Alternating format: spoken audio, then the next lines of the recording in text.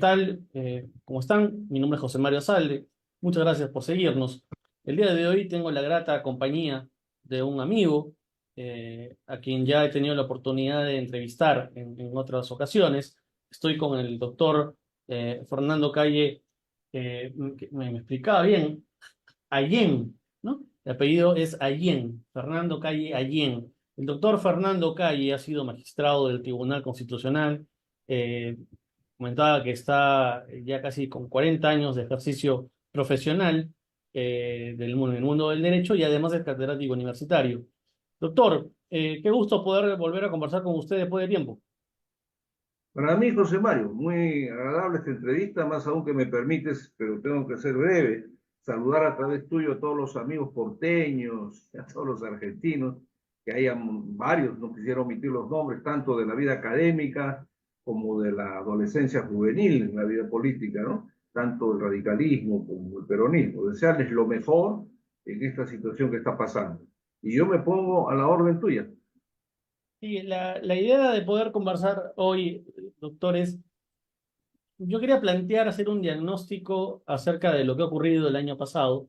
Estamos ya en el 2024. Y quería hablar con usted porque usted, además de ser un notable jurista y ex juez constitucional, usted también es un político, ¿no? Pertenece, digamos, a una casa política, a un partido político. Y por tanto, usted debe tener una visión distinta del juez y del abogado convencional. Además, porque el año pasado, el 2023, me parece que ha sido un año en el que tanto el Poder Judicial como el Ministerio Público han tomado un gran protagonismo. Tal vez mi primera pregunta sea esa. ¿Esto es algo de la época? ¿Estamos ante un nuevo paradigma, no sé, del neoconstitucionalismo, donde hay un juez activista, donde ante la inoperancia de los poderes políticos, como es el poder legislativo, el poder ejecutivo, son los jueces los que tienen ahora digamos, tomar decisiones importantes a través de sus sentencias y a través también de una visión más progresista del desarrollo social? ¿O sencillamente estamos ante un fenómeno que ya lo conocemos o que ya lo conocíamos, pero que ha tomado ahora pues otros ribetes, ¿no? Se ha vuelto algo más mediático, ¿no? Bueno, mira, en principio tengo que decirte que esto tiene ya décadas en el camino de lo que he venido llamando el poder oculto, ¿no? A mí preguntas similares. Yo no sé si se ha politizado, lo que sí estoy casi convencido con la ciudadanía es que se ha corrompido. O sea que hay una corrupción generalizada, el poder oculto controla casi, cuando yo antes de ser magistrado hablaba de un 60%, 70%, y al salir los jóvenes me corrigieron, me dijeron, maestro, estamos ya sobre el 80, 90, casi una totalidad de control de todas las instituciones. Y lamentablemente estas caminan en función de la calidad del ser humano. Las instituciones, como tú sabes, se engrandecen con la persona o se destrozan. Cualquiera de las dos cosas va sucediendo.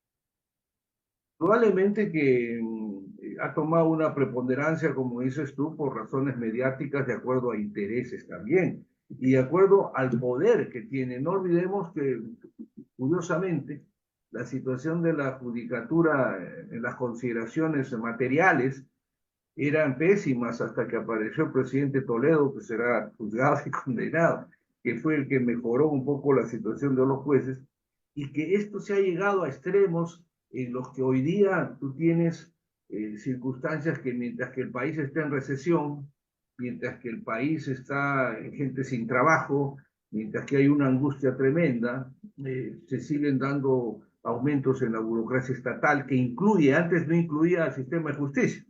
Ahora el sistema de justicia lidera también esos privilegios y naturalmente no está la respuesta, muy bien has dicho, con las sentencias, la elección, el mecanismo. Había una confianza cuando la Constitución del 93, cuyas discrepancias las di desde el inicio, pero que reconocía algunas situaciones como el Consejo Nacional de la Magistratura, porque de alguna forma era un organismo constitucional autónomo que en la teoría nos apartaba del poder político y económico y generaba una participación democrática para tener calidad de jueces, ¿no? Que el control. Sin embargo, esto ha degenerado y puede dejarte algunas inquietudes, porque, por ejemplo, no olvidemos que el poder oculto, José María, tienen su mayor preocupación en el sistema de justicia en general, porque ahí es donde peligra, no les importa mucho lo económico porque todo es mal hecho, mal habido y pueden volver a conseguirlo. Por eso cuando tú te acuerdas, yo gané el concurso para volver al tribunal, que renuncié después, me lo imagino en lo meritocrático, acuñé una expresión que no me equivoco, ¿no? En lo personal, al poder oculto prefiere verme muerto, que hacía mucha gente antes que en organismos de esa naturaleza, llámese Suprema, Tribunal Constitucional, en los que está en juego su libertad y sus bienes. Indudablemente esto ha ido generando que el Congreso, que ya tiene una imagen ganada en este tiempo, ha realizado un consenso extraordinario en la medida excepcional porque los consensos se dan por ideología, por circunstancias, por necesidad del país. Pero alguien ha definido muy bien, aquí el consenso parlamentario solo se ha dado por ambos lados para no ir presos, ¿no? Entonces está en la elección del Banco de Reserva, Tribunal, Defensoría, todos los organismos que tengan que ver y paga la consecuencia a la institucionalidad del país, sin duda, ¿no? Entonces es una cosa definida, muy peligrosa, porque indudablemente mucho se habla, tú has escuchado, sobre todo a nuestra presidenta hace poco, primero que pinta una paz extraordinaria, que el Perú vive en paz, el Perú vive produciendo, el Perú vive, etcétera, y es una garantía. Y yo simplemente, con el mayor respeto, digo, no de este gobierno, que es la continuación del anterior, sino que mientras no haya garantía jurídica, no van a haber inversiones sanas al menos, porque en el mundo ha cambiado, José María, y la cosa nostra, por usar una palabra de la mafia, hace muchos años que ya no solo es prostitución, drogas, alcohol, sino también empresas transnacionales. Y estas son las que me temo, si averiguamos las que están en nuestro país en gran parte, y muy pocas serias que pueden dar una garantía de inversión a continuidad y tranquilidad. Ese es el panorama en cuanto a tu pregunta concreta, ¿no? De la situación de la vida jurídica del país, tanto tribunal, poder judicial, lo que llamas ahora Junta Nacional de Justicia. ¿Y por qué? Voy a terminar esta parte, ¿por qué la gente me va a entender? ¿Por qué la importancia, sin duda? Al poder oculto le preocupa, claro, a quién eligen presidente, parlamentarios, que puedan ellos hacer lobbies políticos en torno a leyes, pero más le desespera su seguridad, tanto familiar, de ir a prisión 25 o 30 años. Nosotros tenemos condenas o penas más altas que en muchos países en cuanto a narcotráfico, en cuanto a corrupción, etcétera, ¿no? Debiendo ser más fuertes todavía. Y entonces ellos saben perfectamente que el control fundamental del sistema de justicia es vital para ellos. Y dícese que por eso se disolvió el Consejo Nacional de la Magistratura. Pero ahí viene tú, porque ellos calculan. Primero es el Consejo que nombra a los jueces supremos, los controla, los ratifica. Nosotros tenemos un sistema que me parece discutible, que ratifican a los jueces cada 7 años en manos del Consejo Nacional, hoy Junta Nacional. Entonces tiene una espada ahí de presión, de alguna forma, por la cual puedan utilizarse. En estos últimos tiempos se ha visto lo que no he visto antes, ¿no? Las denuncias de que muchos abogados en ejercicio de estudios son los que asesoran, hacen los exámenes para los magistrados. Entonces, esa denuncia es muy grave porque comprenderás tú que su presencia ante los jueces influye demasiado para los procesos en litigio. Entonces, y en litigio no solo civiles, sino fundamentalmente, como te digo, los penales.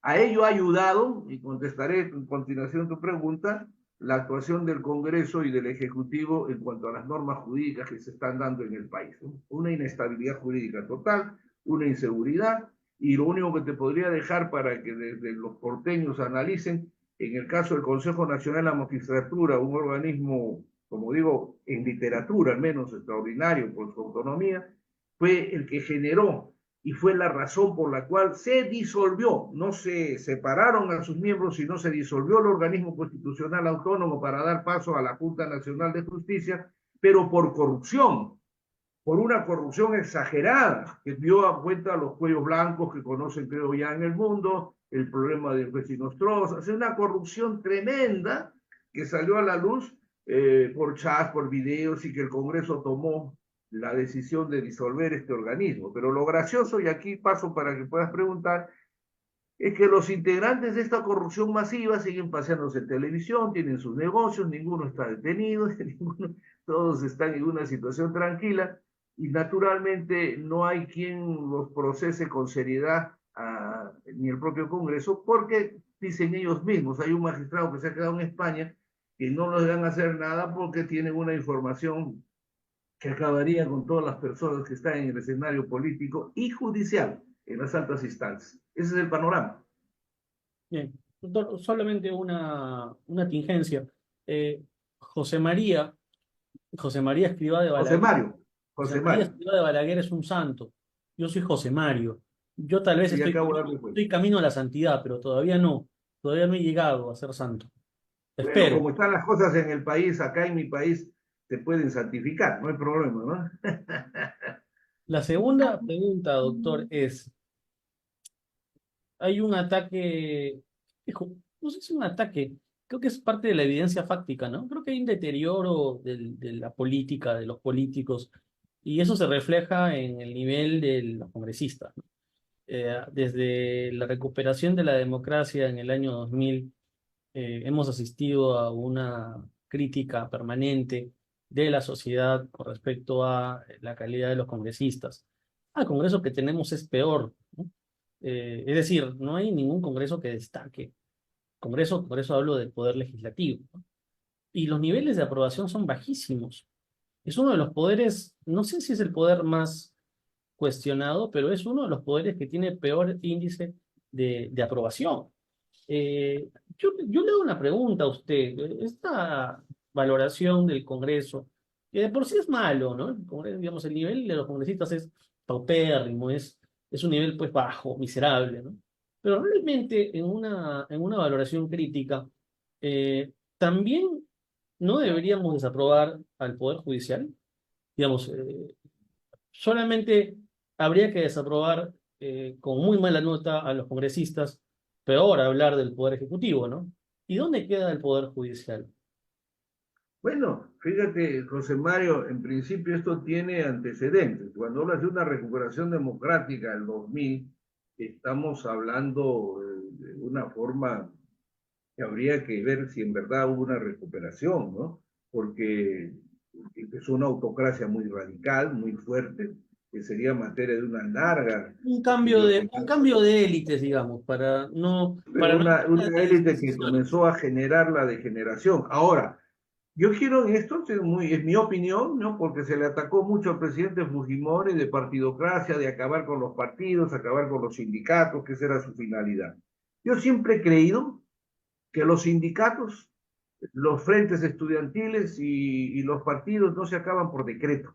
Han sido sus dirigentes, la actitud, la que han ido colaborando indirectamente a que estos partidos se extingan, a que el sindicalismo pierda fuerza, Eso lo hemos porque, vivido en sí, Argentina, por no, sí, ejemplo, ¿no? porque si los dirigentes En la época de la pierden, dictadura hubo pierden una persecución de notoriedad, los pierden, ¿qué te sindicalistas. puedo decir? Aquello que Aya de la Torre decía con mucha tranquilidad cuando se ufanaba con todo derecho de la disciplina, la organización partidaria, él siempre decía, esto es consecuencia de que los apristas saben que sus dirigentes tienen una auténtica solvencia moral, una identidad profunda con su ideología, y naturalmente será la garantía, y eso lo podemos trasladar para todos, ¿no?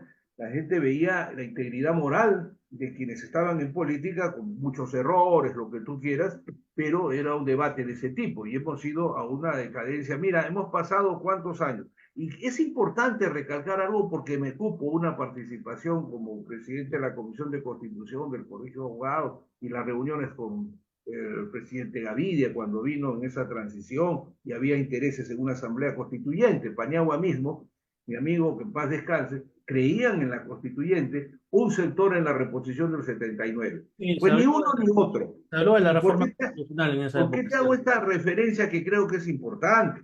Porque en los últimos tiempos, la prensa, que como decía Luis Miro Quesada, a veces algunos periodistas lo convirtieron en un vil oficio, hicieron un ataque a cualquier intento de constituyente como si fuese una intención comunista, una intención. Eso tiene antecedentes. Desde el inicio de la vigencia del 93 o su práctica en el poder, ha habido una voluntad de una asamblea o reposición del 79. Entonces, ¿Por qué es importante? Porque, por ejemplo, tú tienes que la mayoría fujimorista de ese entonces, en un gobierno autocrático, acabó con el Senado. Paradójicamente, hoy día son los que quieren imponerlo, ¿no? A espaldas de la decisión mayoritaria de un pueblo. Esto como una pequeña referencia, hay cosas mucho más serias que a partir de ahí nadie que ha llegado al Congreso o los contralores políticos han tenido la curiosidad de preguntarse dónde está la plata de la privatización, cómo ha avanzado estas cosas. Y la gente nos hemos acomodado, digo, no porque uno levanta su protesta, uno sale diario, pero indudablemente que hay una ausencia ciudadana, porque lo que se está viendo en el país es un homenaje a la podredumbre de la impunidad. Te voy a poner, cuando me hablas tú del balance, por ejemplo, si hablamos del balance político, estaríamos en un balance de la mentira y la hipocresía al extremo que yo llego a pensar que la presidenta tiene un doble, ¿no? Porque ¿Tiene un qué, natural, perdón?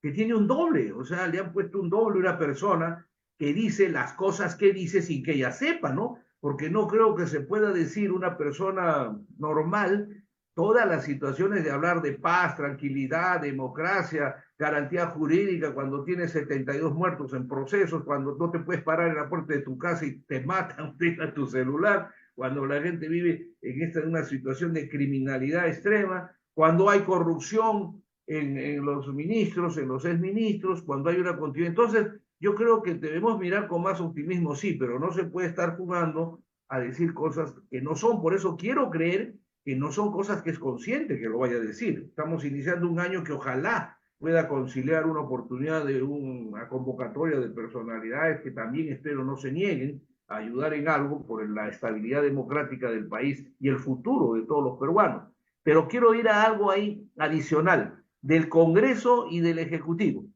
Tanto el Congreso con la ley Soto, que es conocida, que es una ley que ha acabado con el periodo de prescripción reduciéndolo, ¿no?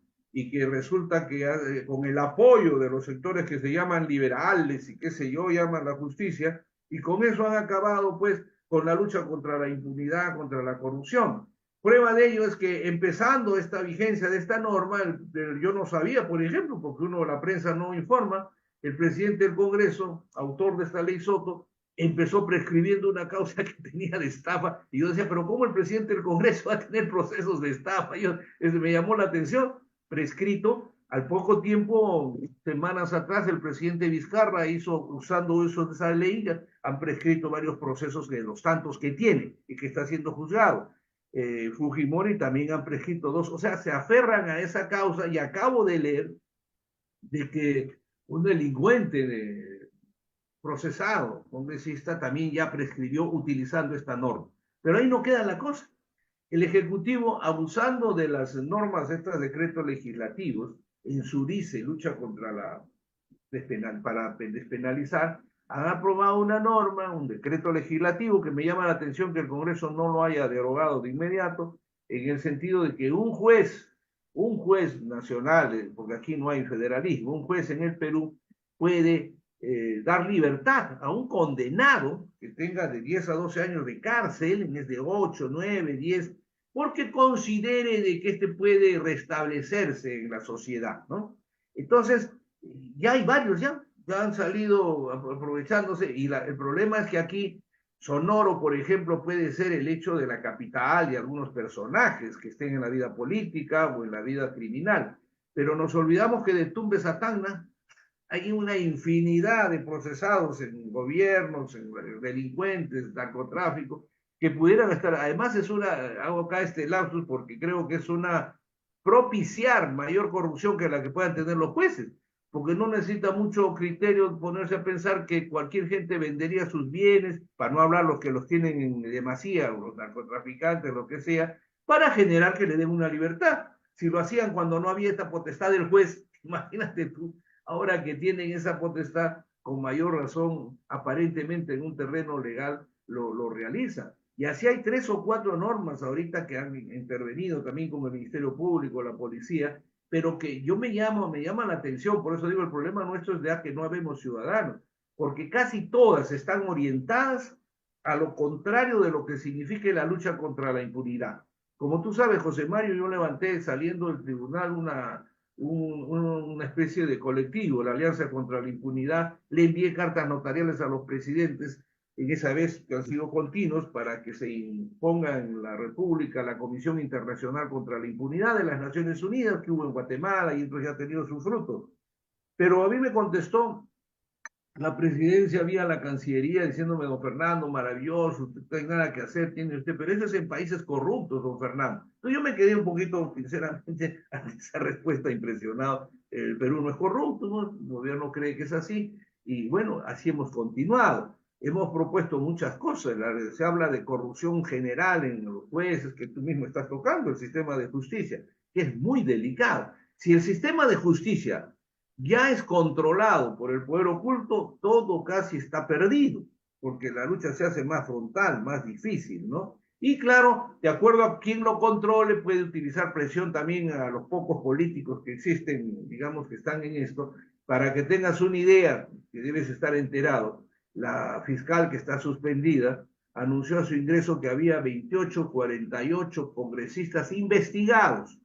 Y yo me pregunto, esos 48 son votos, José Mario, que han influido en elecciones de tribunal, elecciones de defensor y algunas otras normas que han tenido que votar.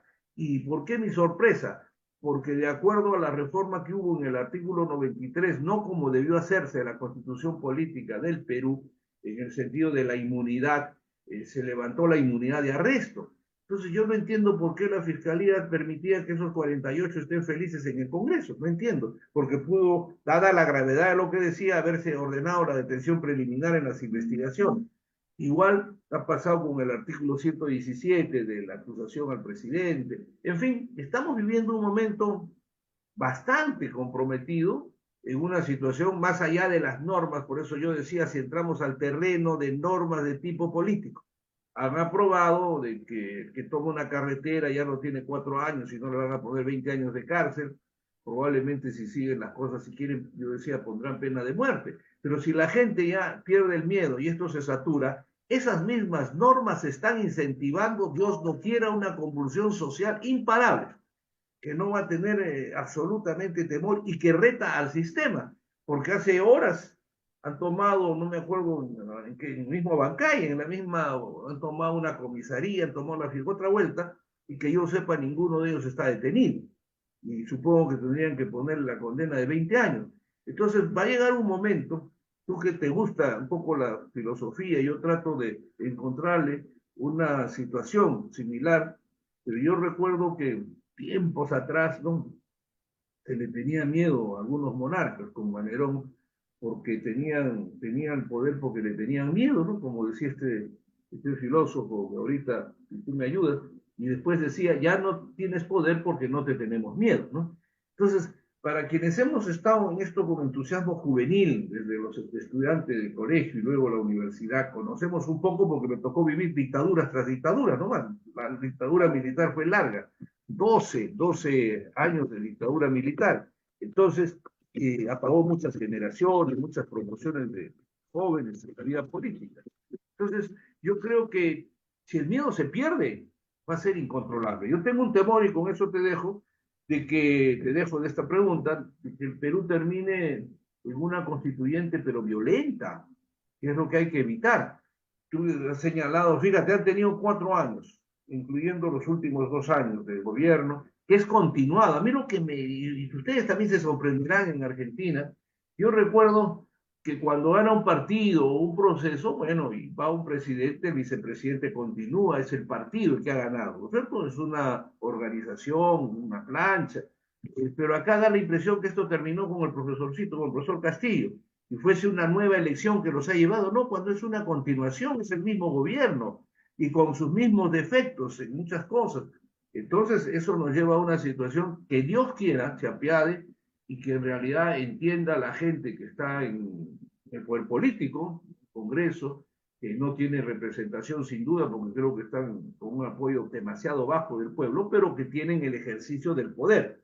Ellos son los que tendrían que evitar que el país se desencadene la situación en una violencia muy fuerte, ¿no? Que espero que no suceda.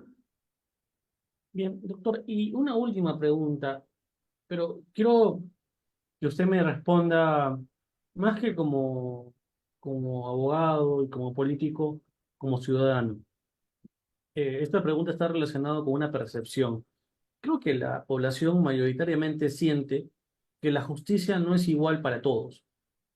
Es decir, que la justicia no es igual para todos los ciudadanos, para el ciudadano de a pie, para la autoridad, incluso para los ciudadanos que, por ejemplo, están cumpliendo pena privativa, que no dejan de tener derechos. Eh, ¿Cuál es su percepción? ¿Usted considera que la justicia no es para todos? Bueno, sin duda que eso es una realidad y que no es de hoy día, ¿no es cierto? Pero digamos que se ha ahondado la cosa en la medida que más bien, más que politizarse, se ha utilizado la política para tratar de obtener ciertos privilegios en una delincuencia de cuello y corbata que linda ya con el crimen, ¿no? Pero que se sienten o tratan de ser intocables. Y eso yo creo que es lo que motiva a que la gente aplauda cualquier decisión, aunque sea un grito de decir hay que fusilar, hay que matar, hay que procesar, porque en realidad, ¿cómo? Mira, te vas a dar cuenta fácilmente. Es sin duda que teníamos una situación, y no sé cómo esté, de robo de celulares en el cual hasta te quitaban la vida por un celular a los muchachos, ¿no? Se ha puesto creo 20 años, 15 años modificado el código. Pero los de cuello y corbata, como te digo, hoy día salen, hay otra cosa que yo siempre le invito a los periodistas y a los propios fiscales, los reto algo y le digo, denme un nombre de un narcotraficante que tenga peso y que esté preso. Nombre de algunos corruptos que estén en cárcel. Todos están con detención domiciliaria, al extremo que cuando el juez Carguancho, en esas medidas que dan, le dice al secretario en una audiencia, tráigame usted al señor Esbrecia, no sé cuántos, ¿no? Para que quiero ampliar una declaración, ese señor juez, pero ellos viven en España. Pero, ¿cómo ha salido si están con detención y con una consideración de comparecencias restringidas? Bueno, como esos hay cientos en el Perú, ¿no? Entonces, comprenderás que eso que dices tú lo siente tal extremo que ya está acostumbrada, pero negativamente, la población, ¿no? No hay ninguna garantía ni confianza, porque si por una situación de este tipo, que bien está, que sea severo el juez y qué sé yo, pero no pues a la vez liberar antes las detenciones preventivas eran con 4 años, que ayudaba mucho en la corrupción, ahora lo han subido a 5. Acaba de, en otro caso también ha salido público salvarse otro gobierno regional o no sé, de otro señor que ha aplicado esto y bueno, ahí están, todo el mundo es libre en el Perú. No sé si a esa tranquilidad se refiere el gobierno, pero sin duda se está agudizando a extremo y lo que tú dices es muy preocupante, porque eso implica en la práctica que no hay ninguna garantía jurídica, que la gente no cree en el sistema de justicia, ni la puede creer por los privilegios que está viviendo, ¿no? En una situación de que hay normas que deben revisarse, pero ha ingresado una recesión muy fuerte. Es rico el Perú por naturaleza minera, por naturaleza agrícola, por eso es indudable, pero no tiene una producción industrial que pueda sostenerse.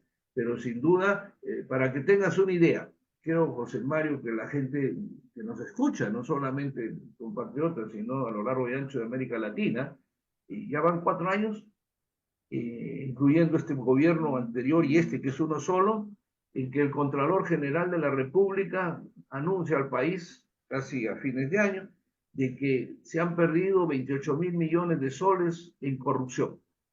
Y ahí queda su informe. Pero nadie pregunta en qué rubro, dónde están, quiénes son los que se han llevado esa plata. Y la gente que se muere de hambre se pregunta todo lo que se podría hacer con 28.000 millones de soles. Está anunciado oficialmente. Es más, le agregó una de 26.000 millones que se habían ido en un tema que tenemos que ojalá no llegue porque otra vuelta se ha presupuestado el fenómeno del niño, anterior, en la que se denominó a un grupo burocrático reconstrucción con cambio. Pero si tú preguntas a los norteños, desde Tumbes a Piura, ¿cómo ha ido la reconstrucción con cambio? Habrá cambiado la vida de los funcionarios, dice, porque aquí no hay nada reparado. Se nos viene el segundo niño, que Dios quiera que no sea, al menos el gobierno viene diciendo que va a ser muy tranquilo, que es muy suave, que ya desapareció el peligro. Ojalá, ¿no? No sé, porque ya nadie le cree tampoco a lo que informan, ni siquiera estos funcionarios técnicos del gobierno. Yo creo que eso es lo que te puedo decir con relación a tu pregunta, que sí es corregible. Lo curioso es que todo esto es subsanable, ¿no? Porque se está perdiendo el tiempo y distrayendo mucho, por ejemplo, antes éramos te vaco, te disuelvo, por eso yo en una entrevista sostuve que ni se vaca ni se disuelve, porque había una especie de pacto para no disolverte, para no vacarte. Y ahora estamos en lo mismo, que lo sacamos a los miembros de la Junta Nacional de Justicia, que no lo sacamos, y ese plan que se van a fiscal, que no se... Es un desbarajuste, pero lo que se ha servido es para dar fe a lo que alguna vez anuncié, que tenía la sensación, lo dije en el hemiciclo cuando gané el concurso, tenía la sensación de que el Ministerio Público estaba al servicio de las grandes empresas mafiosas del país, donde me he equivocado, no sé si son grandes empresas mafiosas o bloques, porque lo que está pasando ahí ya es una especie de enfrentamiento de bandas internas, ¿no? Bandas internas en el Ministerio Público, en el Parlamento, son bandas delincuenciales, así abiertamente, que se están peleando y se sacan diario denuncias, colaboradores eficaces. Ese es otro tema. Han sacado un dispositivo en el cual reducen el plazo que tienen, y felizmente en eso sí se han puesto de acuerdo el Poder Judicial y la Fiscalía, para la actuación de los colaboradores eficaces, que sirven de mucho en nuestro país. Pero al reducir el plazo, todas las colaboraciones se van a caer. Y eso lo han sacado, cuando decía hace unos segundos, a pesar de la oposición férrea del Ministerio Público, al margen de sus líos internos, y del Poder Judicial, que han dicho eso perjudica la lucha contra la corrupción, pero la han sacado. Y el Congreso, bien, gracias. Supongo que la Fiscalía presentará una acción de inconstitucionalidad, pero yo quiero que aquí queden claros, porque mucho se habla de acciones de inconstitucionalidad. He definido hace mucho tiempo, y es muy sensible, que una norma puede ser constitucional, además lo es mientras no se declare que es inconstitucional, pero independientemente de ello, puede ser una ley que reúne requisitos para una norma, pero es una ley inmoral, porque aquí nos estamos olvidando, mi querido José Mario, nos estamos olvidando cuando se sanciona a la fiscal, cuando se denuncia al fiscal, se defiende que no he cometido. Aquí todo el mundo dice no he cometido delito, no tienen por qué sacarme. Bueno, eso se verá con las investigaciones, hay pruebas fehacientes de uno u otro lado, pero nos olvidamos que hay un delito más importante, porque la garantía de un sistema de justicia, para no hablar, dejemos en libertad al sistema político que tiene antecedentes éticos desde los griegos, de lo que es la ciencia política, pero en el sistema de justicia, al margen del delito ilícito, punible, está pues el delito moral, ¿no? La infracción moral, si no tiene una garantía moral, ética, quienes van a sancionar a los ciudadanos en la vida de la República, pienso que esto está terminado, ¿no? Demócrito creo que decía, ¿no? Cuando una nación aplaude a los inmorales y se burla de los buenos, bueno, camino a la perdición. Y eso es lo que tiene que evitarse. Pero sí, yo lo único que te digo es con transparencia cuál es la realidad desde mi óptica de lo que está pasando, que puede corregirse, sí, estamos en manos, por ejemplo, la Junta Nacional de Justicia, no sé en qué terminará ese lío, pero hubiera sido bueno que el Congreso les pida, y con esto a lo mejor te dejo un margen, les pida cuentas de lo que fue la razón de la creación de su ley, porque cuando se disolvió el Consejo Nacional de la Magistratura y se creó la Junta Nacional de Justicia, el Congreso, dentro de los requisitos, le dio 18 meses a la Junta, 18 meses para que informe y destituya a todos los jueces mal nombrados por el otro ahora Consejo corrupto a lo largo y ancho del territorio nacional, desde Tacna hasta Tumbes. Bueno, que uno sepa, han pasado los 18 meses, informe de ello no hay, no sabemos a qué jueces se han destituido, a qué vocales supremos se han sacado, nada. Eso sí era motivo de una acusación muy fuerte y quizás una sanción del control político, ¿no? Pero en eso no hay nada. Entonces, como te digo, José Mario, siendo organismos de tanta trascendencia, porque tanto la Junta Nacional, otro ahora Consejo Nacional de la Magistratura, como el Tribunal Constitucional, nos están demostrando de todo lo que se puede hacer en corrupción cuando falla un juez supremo y lo puede corregir de alguna forma. Si fuese para bien sería extraordinario, pero si es para proteger agentes en la misma Suprema que tienen procesados de narcotráfico, etcétera, que tardan 10, 15 años para resolverlo y los absuelven, ese es un gran problema. Ratifica el poder que se tiene sobre todo este sistema tanto judicial como el político, porque estamos viendo que en el ente que es el poder del Estado, el primer poder del Estado, está contaminado por un poder superior. Bueno, por eso es que es vital la reforma. Si esto hubiéramos hecho, si el Congreso, en vez de decir no reelección, se renovase cada 2 años o 2 años y medio con reelección de por vida, y habría una ligereza en ello, y el poder judicial y el control del tribunal sería, digamos, más acorde con una concepción ideológica de justicia, la cosa sería distinta, ¿no? Pero tengamos fe, empezamos un año. Bien, doctor, le agradezco muchísimo estos minutos que nos ha concedido. Creo que ha sido un análisis bastante lúcido, sobre todo por la experiencia que usted tiene, por los años, que de hecho no pasan en vano, y creo también por la lectura política que nos ha hecho con respecto a lo que viene ocurriendo. Y sí, ojalá que sea un mejor año, ¿no? Todos deseamos lo mismo. No obstante, creo que hay una cuestión pendiente en la agenda política. ¿Y qué es el problema de la justicia, el problema del Ministerio Público, el problema de la Junta Nacional de Justicia? Creo que eso ya se ha vuelto un problema, ¿no? Se ha Porque ahondado estos meses, es un se está problema, cuestionando a las problemón. personas, pero no se está cuestionando la podredumbre de la organización, porque como usted bien decía, las instituciones están conformadas por personas. No se está evaluando lo que ocurre con la institución, más allá de lo que pueda estar pasando con la fiscal de la Nación, con su suspensión. Acá hay un problema estructural y eso es lo que no se está viendo. Es lo que está permitiendo y naturalmente tampoco se está sancionando. Yo he invocado y vuelvo a hacerlo, aprovecho tu presencia, José Mario, porque ya hemos tenido experiencias. Yo soy uno de los que creen que hay que tratar con cuidado el honor de altas dignidades del país, estamos de acuerdo, pero ¿por qué no crear lo que ya hemos tenido, no? Salas ad hoc, porque no puede ser que yo creo que ya tengan 7, 8 años y no haya resultado de nada, todo esté ni siquiera iniciado, que los presidentes y han delinquido, algunos están detenidos con una detención privilegiada, probablemente por el cargo honroso que han ostentado, que no han estado a la altura de ello, pero tampoco avanzan, ¿no? Aquí no avanza nada. Entiendo yo que la carga procesal y judicial del sistema de justicia es muy elevado, ciertamente, pero tienen pues que poner un empeño, ¿no? Y tiene que aclararse esta situación porque Correcto. la gente está herida y eso puede traer consecuencias cuando la ira prende, no va a encontrar explicación, ¿sí? Y eso es muy grave, ¿no? Pero no lo están meditando. Ojalá encuentren la solución, ¿no? Doctor, agradezco muchísimo estos A minutos. usted, José Hoy Mario, he qué estado gusto volver a conversando ver. con el doctor Fernando Calle, connotado abogado, jurista, ex miembro del Tribunal Constitucional y, por sobre todo, profesor universitario, maestro. Muchas gracias, doctor Calle. Hasta pronto, José Mario, que tengas un año extraordinario, Igualmente. bonaerense y gozando de las reformas de mi ley. Ya hablaremos sobre el tema. Gracias. Fuerte abrazo. Okay.